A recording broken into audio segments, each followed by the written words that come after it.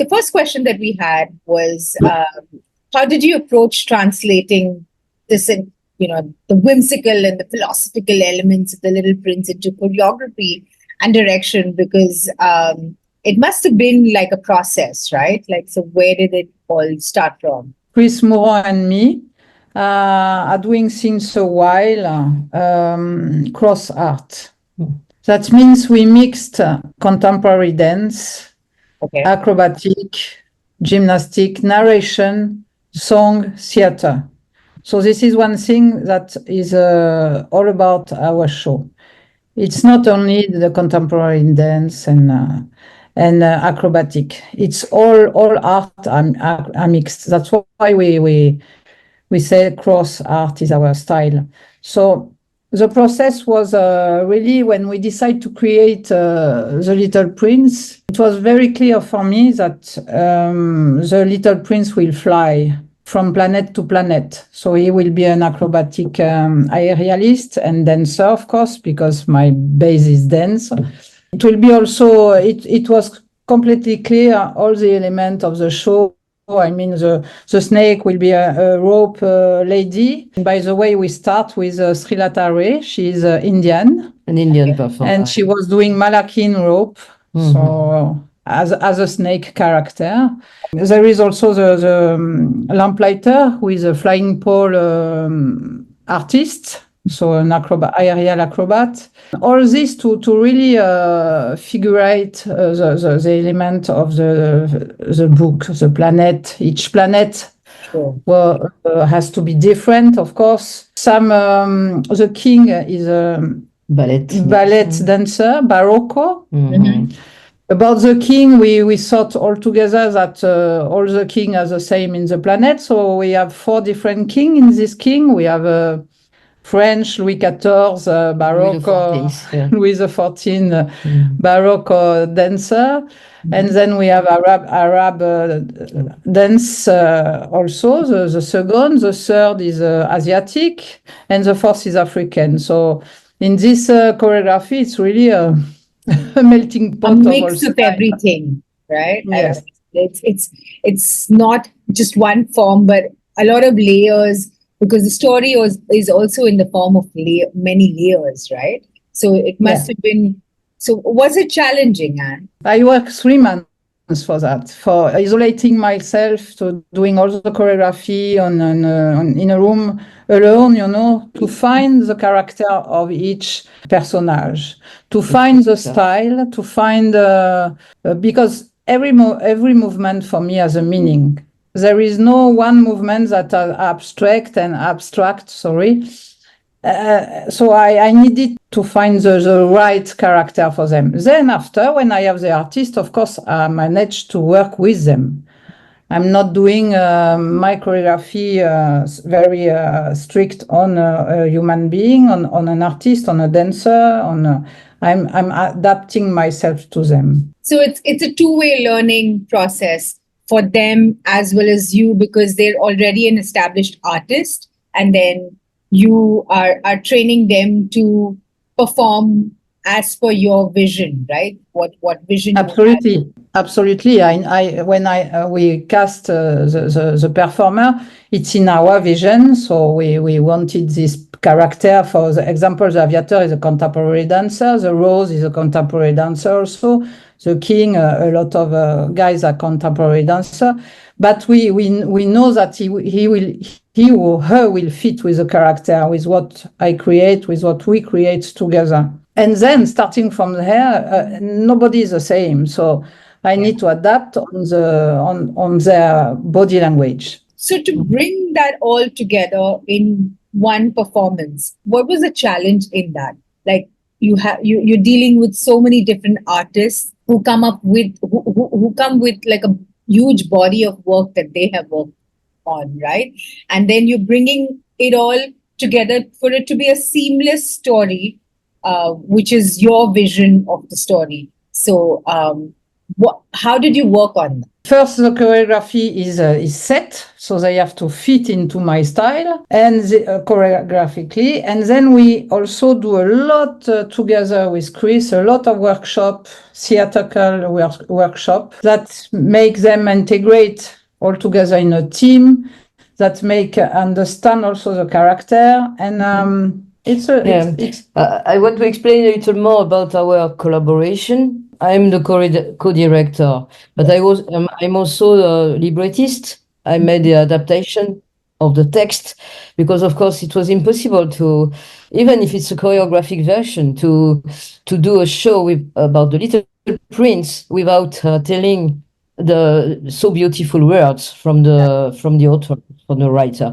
And so our collaboration, Terry as composer, me and Anne, it's a kind of trio, with a very different background, Anne, of course, is coming from the world of dance, and she knows very well the acrobatics.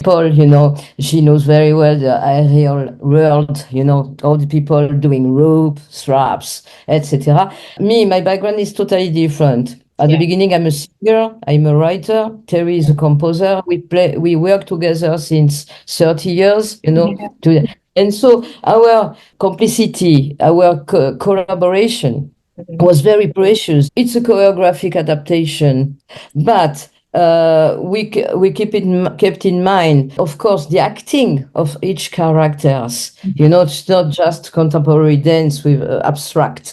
Not at all. A fox is a fox. He's an animal on stage. He's not a guy just on a wall. It's yeah. We wanted to be really close to the book. And me as librettist, I had to extract the juice of the words because, of course, I cannot say the whole book.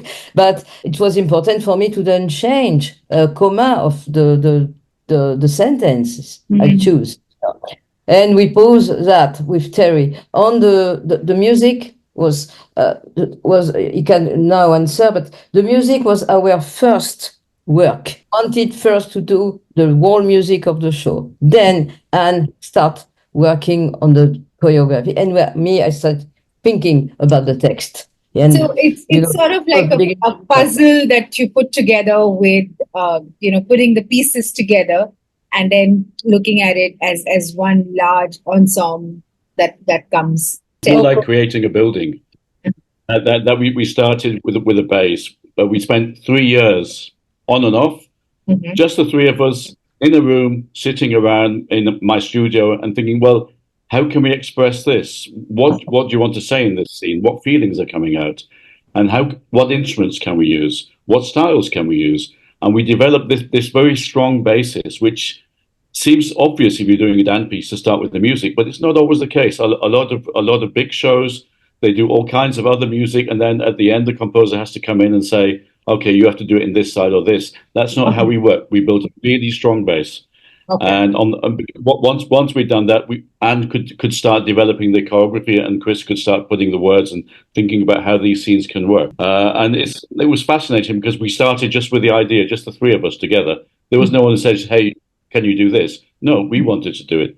And we sat around doing it and then looked to find people who would help us put it on the stage, because it's an expensive business putting this show on the road. We're very fortunate to have some good producers who have worked with us doing this. It's not a puzzle. It's not a command, this show. An order, yeah. An order from a production is totally different. We were there. We wanted to do this show from the bottom of our heart. And it was like, we have to do this. There is no other thing. So we sit exactly like Terry said. We sit together, and then when we complete all this, where we were with friends also doing a video, Marie Jumelin, Peggy who says the costume, and our friend makeup designer Carmen Arbues. And as soon as we had all this, we went to a production to produce this show. Okay. It's completely different than a command. And when was this? Well, what period are we talking about? When the 2 years that you worked on this? Which year was it? It was in 2015 that we start. Yes, okay. And we start with the performer, the rehearsal on October 2018. Was the premiere the first show? And we create the show the 4th of January 2019 In Marseille. in Marseille. France. Then we played That was it, the official premiere. Yeah. and then we played it in Paris, in the Folies Bergère, in September 19.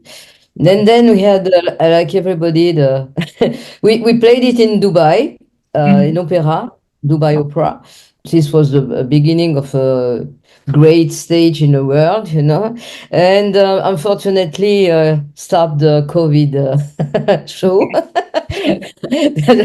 and we were stuck for 1.5 years, yeah, like everybody. Mhm. Yeah, but strangely, even though it was COVID, our big adventure was we got invited to the Sydney Opera House, where nobody was allowed to travel to Australia. Even Australians weren't allowed to fly to Australia, and they got a special permission for us to fly there with the whole ensemble and to play for 2 weeks in the Sydney Opera House, which was. To do that, we had to spend 2 weeks in a hotel, not talking to anybody, and then we were allowed out onto the street. Okay. Yeah, so that was a highlight that even in the Corona time was very precious to us. I am excited to ask you about the Mumbai question, but I'm going to come back to it towards the end on how excited you are to come to my city. Okay. But we will come to that. And also coming back to you, there are a lot of emotions that a reader would go through in the book, right? So there's love, there's loss, there's like a whole bunch of emotions that are there. How challenging was it for you to have that? And Dylan, I think you can contribute here as well if you can talk about, and to make it more conversational, of how everything was tied together to bring it to stage. So from your idea about the book and then translating it into a performance that Dylan and crew would perform. My style is really a corporal language, of course. It is dance, it is acrobatic, for me the same. And also for me, we don't have to have a difference between acrobat and dancer, between also the space, between up and down, whatever. It's a total universe. There is no difference.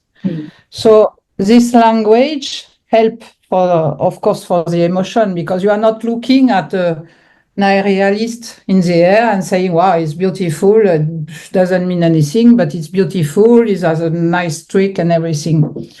You have a story in the air, and you have also a story on the ground, and everything is mixed. So you are just looking at the story of the Little Prince. You are not looking at a tableau or a scene. We have a huge video, so from the screen and on the ground also, and you are deeply inside the book. So the emotion is there because it's not a demonstration. It's not circus as a demonstration. It's a new circus also, but it has a meaning on each thing. So you are deeply inside the scene. That's why the emotion came, and we are artists to give, and as the movement are all sincere. So everything is giving to the audience. And also you have the word of Chris, because she is our voice. She is the voice of all the artists. She's changed every time the voice for the king, for the little prince, for the fox, for the rose. So this is bringing everything into the world of the book of the Little Prince. True. Yeah, I just would like to add that we deeply love the book, and me and Teresa. It's the reason that we wanted to, of course, to make this show. And the challenge was, I saw personally some adaptation of the book as a theater piece, or sometimes just ballet, or not a lot, but it exists, Yeah. And I have to say that often I'm disappointed by that. I prefer the book. Because we all have our own imagination and emotion when we read something, and we love it so much. So the challenge was to restitute for us this emotion we felt as readers, and it's difficult because you cannot say to the people, this is my way to see the book. No, we wanted to keep intact for those who have the chance to read the book before, to then disappoint them, and also to give the pleasure to the maybe for the people who never read the book. It's maybe the case in Mumbai to discover after the book. They want to read it now. And we speak about emotion. Emotion is in the text. Emotion is in the music. Emotion is in the dance. Emotion is in the acting, and we have just to be Kids. yeah, and to just to be sincere and said. And we are in this case, it's a key to be universal. If you give something with your heart, normally you are not outside of the. You understand what I mean? It's an artistic vision, of course, but when Saint-Exupéry wrote his book, he didn't know what he was doing, that it was such a success in the world, It was a personal work from him. He was totally desperate. He was 44 years old. He didn't know, but it was just 2 years before his death, And he wrote it like that with all his art, And we just try to be as Same. Yes, maybe a little fool to say, hey, we want to adapt it, but you do nothing if you're not a little fool as an artist. This is what I wanted to add, And for me, what I can say is that the biggest challenge is that I have the responsibility to play this role, and so I have to be really honest with the story. And like they said, it's not just we do not just learn movement and do on stage like a robot. It's we really need to live on stage all those emotion. And what I like to say is I don't play the character, but I live the character. So you really get into the book and play with all the characters and just be a kid on stage and you will be fine. Not like fake emotion or overacting. So that can be a challenge sometimes. And what was your reaction when you found out that you're going to play the role of the Little Prince? It was a mix of really happy, I was thrilled, and a bit nervous because I was like, okay, this is the main part, the main character of the show. Sure. But really excited, yes. So I said yes. And what was it that you prepared? How did you prepare for this role once you got to know that you were? First, we had like a few weeks or months, I would say, of rehearsal with Anne, with Chris. So there is more like learning the characters. It's finding the characters. So we went through some rehearsals with improvisation, research. We did like theater exercise, something that was really new for me. So we needed to find at the beginning my character, my little prince. And after with that, we learned all the choreographies, the duet with the rose, the fox, all the other characters. And also I needed to have a big training for aerial straps because when they asked me to learn the role, I was only dancer. So the big part of these rehearsals was to train and have the physical condition to do aerial straps. So I was helped with a aerial coach, of course. So it took a long time to have the acting, the dance, the aerial. It was a lot of work. But also personally, how do you relate with the character? I can be related to the role. I think as a child, what my mom can say is I always had a lot of energy. I was always happy and smiling. So if I have some doubts about the character, I just need to find my inner child, and that's how I can be related. I was like a little prince as a kid, so I can be now that I've grown up. The different forms of music that you've used, different music styles, and what are the influences that like the diverse worlds and characters that the Little Prince encounters. I mean, can you tell us about that? My background is more classical music. Originally, I studied composing and music history. Okay. So I was coming from that direction, but since then I've worked on a lot of different stage shows and listened to a lot of different music and traveled around the world. Okay. And for me, what was fascinating about The Little Prince is that it moves from world to world Yeah. in different cultures and different situations. And it was important for me to reflect that in the Yeah. music. I wondered at the beginning if maybe I could have one instrument for one character and one for another one. A little like Peter and the Wolf does it, but I decided quickly that doesn't really work. Okay. I have to look at the emotions of each scene and what kind of cultures we're moving into. We land in the desert, so it starts off with the music from the oud, which is an Arabian instrument, a string instrument. And for one short passage, I use a sitar and tabla, but also it moves into Asian music, a little bit of African. And it really depends a lot on where the story is going. And I use that as the basis. What emotions are we trying to bring over? If I was looking for the very deep emotions, I have to admit I tend to go back towards my classical training and use strings and horns and to bring that depth to the soul of the piece. So I try to move it through the different genres. That's good, and I think your expertise in classical music really helps you do that to a large extent, right? I think so. Yeah. Okay. Yeah.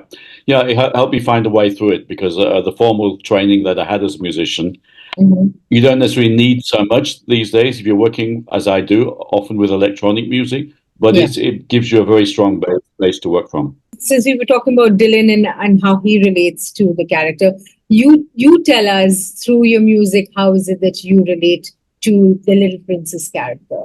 In a way, vicariously, because I did read the book when I was 18 as a music student, and I liked it, but then I put it to one side. And when Chris and Anne said they want to do this material, I didn't straight away read it again. I wanted to hear what it meant to them. I wanted to feel what they felt about the book because they were the ones who were having to translate it onto the stage. Yeah. And it was important for me to get into their information, and it means a great deal to both of them. I know, and so I tried to have them tell me what they feel, and that was my inspiration. That they felt? And what did you tell him? What was your brief to him? I mean, we were three of us in the room. It was fantastic because we were like, okay, the rose can be really, really small at the beginning, grow up like this, and they find the instrument, and Chris adds something. And for the fox, he appears like this, but he's very wild. So step by step, we had this vision, of course, of all the character when we were in the room, and Terry proposed us some different instrument, and we go on together like this. It was fantastic experience. Also, the role of music in storytelling is so important, especially when you have a book showcased on stage, right? So, what is it that you felt now that you've mentioned that you read it when you were 18? In your head, how did the story change when you read it when you were 18? And when you read it, when you started to work on this? In some ways, I was more critical towards the story than I was when I was 18. Okay. Because I've had a lot of more life in between. Okay. And I could see the different layers of it maybe more accurately than I could when I was 18, and pull it apart a little bit and see which parts do I like and which parts I'm not sure about. So I'm a little different to maybe Chris and Anne, who see it as this great masterpiece, which it is undoubtedly. But I tend to see it with a little more distance, I think, than they do, because I'm English. And it's not part of my tradition to the same extent, even though it's a very universal work. But as far as the music and the storytelling goes, I have a theory that music existed before words did. And so if you're putting music to a story, you're adding something that's on a very deep level, emotional, psychological, that reaches parts of the brain that the words don't necessarily reach. True. I agree with you on that one. Dance, I'm not sure that I agree, but because maybe dance also was with music the beginning of the language. For sure, movement as well, yeah. But I didn't say before dance. I said it comes before words. It came before words. He chose his words really, really well, right? He chose his words well. Yeah. I'd like to add that compared with the book, who was his words and his drawings, they had the music and they had choreography, and this and somewhere we create an original distance. Mhm. You understand what I mean? With the work of the book. I mean, it's a kind of recreation, and this is important to don't just compare the book and the show. Sure. It's something different, yeah. But fidèle, how you say that in English? Yeah. Close to the book. We stay really on the book, and all the family of Antoine de Saint-Exupéry came to see the show. On Broadway, yeah. And we were very touched because I said Antoine would love to see it. So it was very touching, very emotional. Dylan, tell us some things from the rehearsal that was memorable. Some memory from the rehearsals which you would like to share with the audience. Maybe I would say the first time that I got to rehearse really on stage with the show condition as the Little Prince, because you must know that maybe when I start the creation with Anna and Chris, I was playing the fox. I will not talk a lot about this, but then after I learned the Little Prince, so it really made sense to me, all the things that I've learned when I first got on stage with the costumes, with the video, because on stage we have the video on the floor, and on the screen. So I really felt like I was just diving in an open book, and it all made sense immediately. I was like, okay, you just have to let go and stay on stage and meet all the characters and just play and have fun. And once I understood that, it was just really clear after that. So it was a good memory to be a part of the book, the living book. It was really fun. Now I'm going to ask you the most important question. How does it feel to come to Mumbai? It's your first time with the production. Any of you been to Bombay before? Yes, we went because we did a show. Ask separately, yes, yeah. Yeah, we have we have a lot of artists, Bollywood performer that we know in Mumbai. They will come to see the show. Okay. We have this Srilatare was our first snake, and also we work for Sancho in Dubai, but only with a cast, an Indian cast, people coming from India. Oh, okay. And we had this experience in 2016. And it was the first, Anne and I, and it was the first time that we had this experience with people from India. And I want to be really honest with you. It was for us a fantastic human experience. A discover.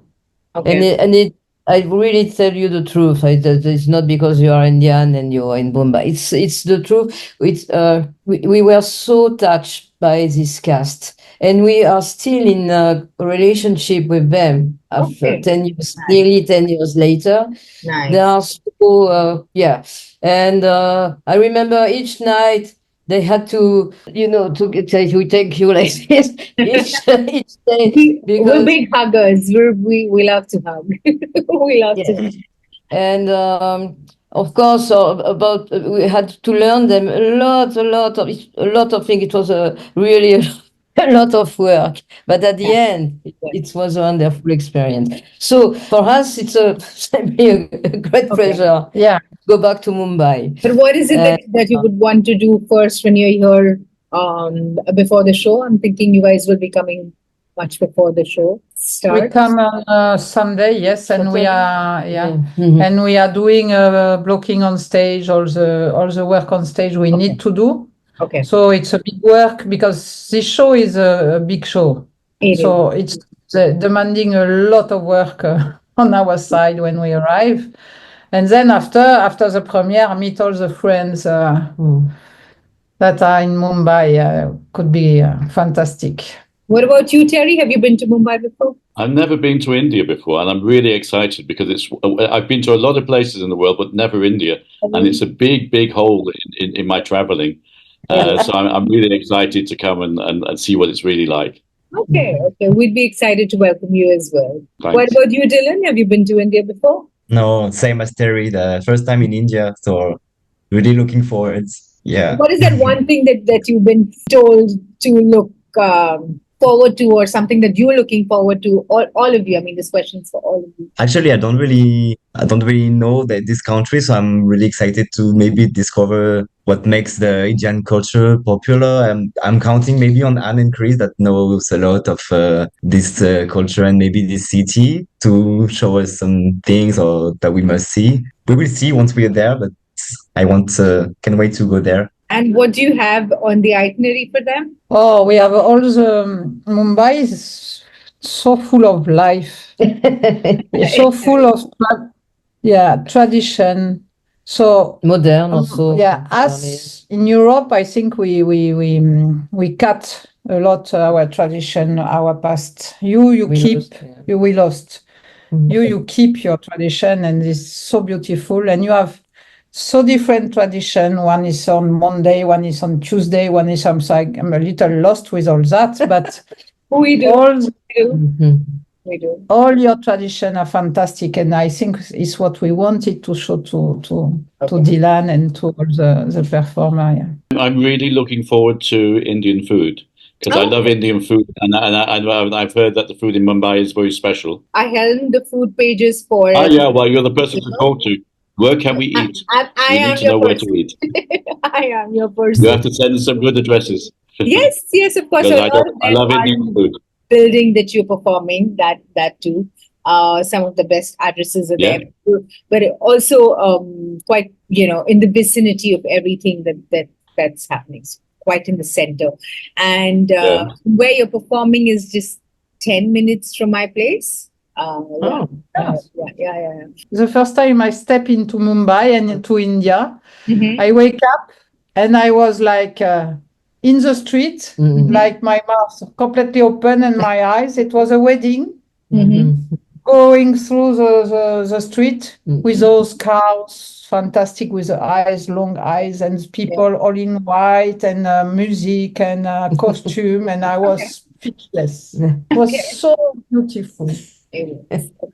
Okay. What is it? Because you all are from creative fields, so I want to understand what is it that you do to stay inspired. Because sometimes it can just get too monotonous doing.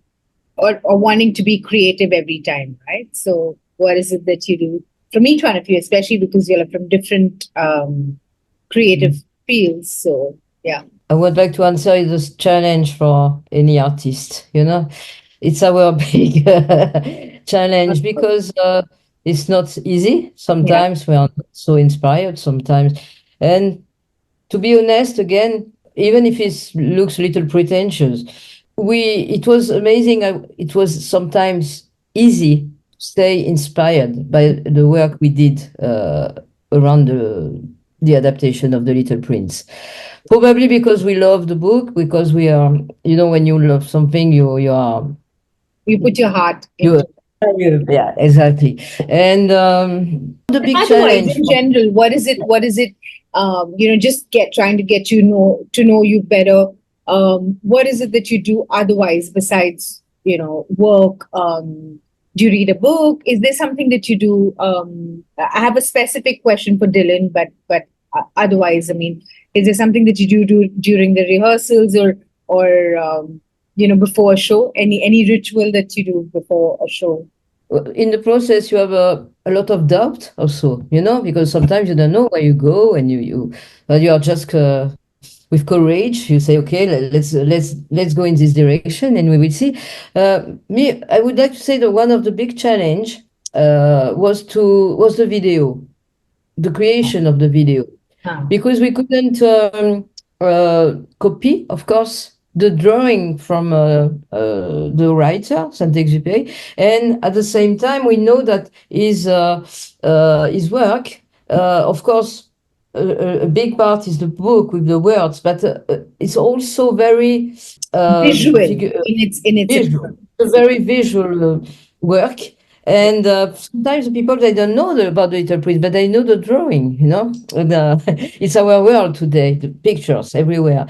And we wanted, it was a big work we did with Marie Jumelin. She's the video designer. She gave us some brilliant and beautiful ideas. She was also inspired by the By way. the book. And The she book worked here on the was a major theory. inspiration. And this was a challenge because you're not sure about the results, how we were.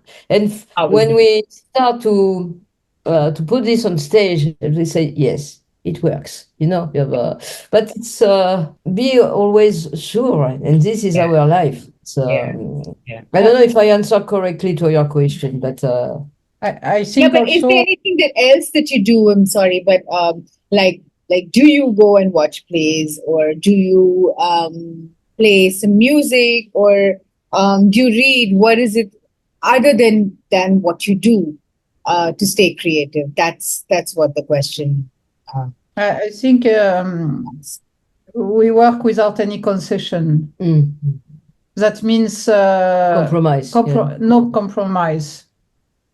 We just work with what we feel in the moment and after, and step by step. It's not like looking everywhere. Yeah, of course, you look. We are in Berlin, and we are inspired by the monument, by the painting, by everything. As artists, we feed ourselves. But to create this, I was completely out of everything. I didn't want anything. I didn't want any other. Yeah, I think that's an important point. Is that every so often you need to let go of everything as an artist, and you need to travel. You need to be in the world. You need to experience things. Yeah. Then when you come back and you start to create, you close the world off first of all, and you're in yourself. But it's like a battery that you've loaded up traveling around, and then you use this energy. And for me, I find my inspiration always working with other people. I can do things by myself, but I love to work with other people, and then you throw the ball to each other, you bounce off each other, and you build up a new energy, which is more than the individual three energies that you had otherwise. Absolutely. That's how I find my inspiration. Also, to be sure to don't be influenced somewhere, but by another creator. I'll give you an example. We have a wonderful recording from a famous French actor. His name is Gérard Philippe, and he played the role of the aviator. Somewhere the narrator, it's what I do. And as soon as we start the process to create, I didn't listen at all this recording, because I didn't want to be influenced by his talent. I wanted to find my narration. It's this is also something very important as artists. It's not to copy. It's not to just to take ideas to steal everywhere. And it's a process on its own, right? Like, I mean, to be in that discipline of creating something and not being influenced by anything around, but just the focus of the entire thing. I think that discipline requires discipline, I think, right? Yeah. Dylan, tell me, what do you do before a show? What is it that you do before a show, like a ritual that you do before you enter the stage? What I do, obviously, is a warm-up. I need to warm up all the muscles. I do some elastic training, stuff like this. And I take a moment also to get in the character when the show is going to begin. I need to stay focused and get myself into this little prince, this child, and forget everything that's what's happening in your life and stuff like this. You just leave on the side and you commit to the show and the role. Is there something that you do as a ritual practice before you go on stage, like before you do your warm up, before you do any of that? Like, I mean, anything like a ritual. Like, I know a lot of actors have that one thing that they would do before they go on stage. I don't think I have like one special thing that I do every time. Let me check. Maybe, yeah.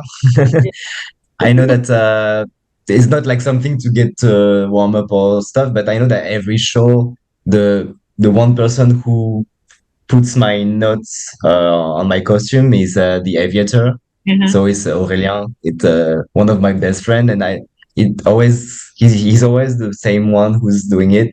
And now I'm getting superstitious. Like even if the wardrobe is like, can I do your costume? I'm like, no, Aurélien needs to do it because he always does. Okay. Thank you so much for being such a lovely bunch. Really appreciate it. Yeah. Thank Yeah. you. Hope to See you meet you soon. in, Thanks a in, lot. in I'll see Mumbai. you everyone here. Bye. Subscribe to Midday India. Get direct notifications on all our videos by clicking on the bell icon.